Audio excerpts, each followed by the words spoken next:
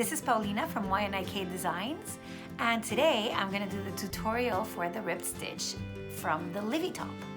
This top is knitted in Gloss Decay from Knit Picks. They sent me this gorgeous yarn, which is meant to be dyed, but I just love the color because it's not white, not cream, it's just the perfect shade. It's 70% merino wool and 30% silk and the drape. Guys, it's gorgeous.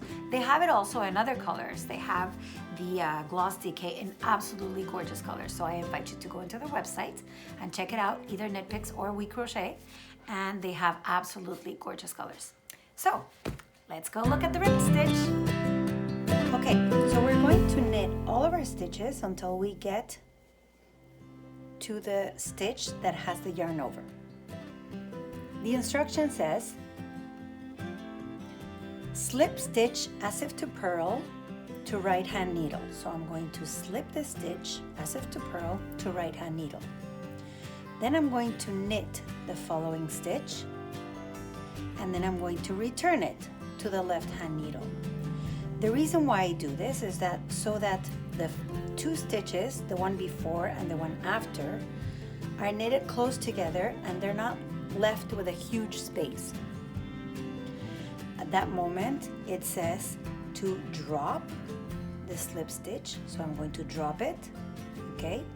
Return the knitted stitch to the right hand needle and continue knitting like normal.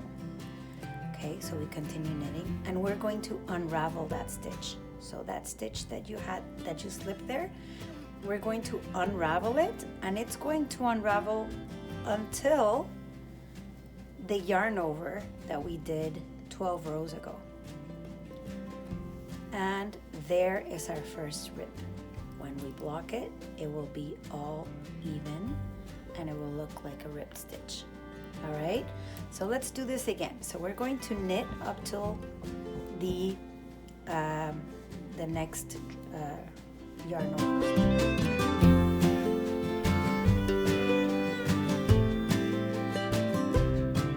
To pass it to the right hand needle as if to purl. Then I'm going to knit the next stitch. Then I'm going to return the knitted stitch. I'm going to drop the slip stitch. I'm going to return my knitted stitch, and I'm going to continue knitting. Okay, I always like to knit at least 2 stitches before unraveling. That way I secure the space that I have in between the stitch that was before the yarn over and the stitch after.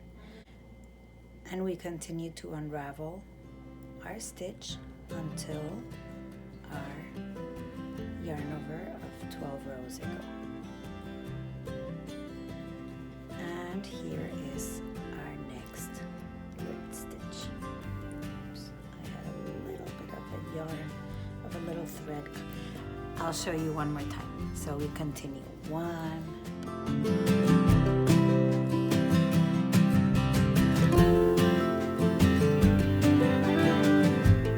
So here is our next stitch. Okay, so I'm going to slip the stitch as if to purl. Then I'm going to knit the following stitch. Then I'm going to return it to my needle, making sure that I don't lose tension there. Then I'm going to drop the stitch. Then I'm going to return my knitted stitch to the right hand needle.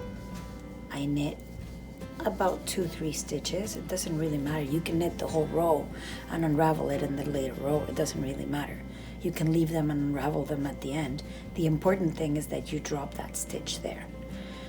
So then you drop your stitch and you unravel. And don't get scared, it's not going to unravel any more than where you left your yarn over. Okay, if you see that it's really stuck like mine was before, just use your needle like that, or any other extra needle you may have. There you go. So again,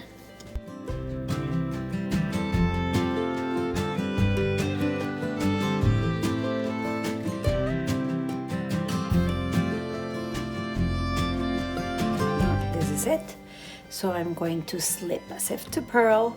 I'm going to knit the next one I'm going to return it to my left needle. I'm going to drop it, then I'm going to return my needle, and I'm going to knit, like I said, a couple of stitches, and then I'm going to unravel. And this is how we do our rib stitches. So like you see, it's a part of the yarn over stitch with the unravel stitch, and you basically can do rib stitches of any length.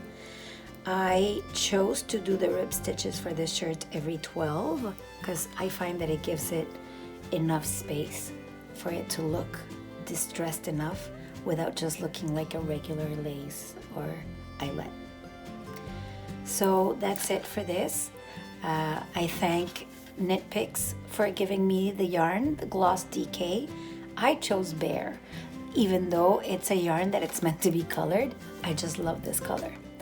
So I will see you next time. Thank you. Bye.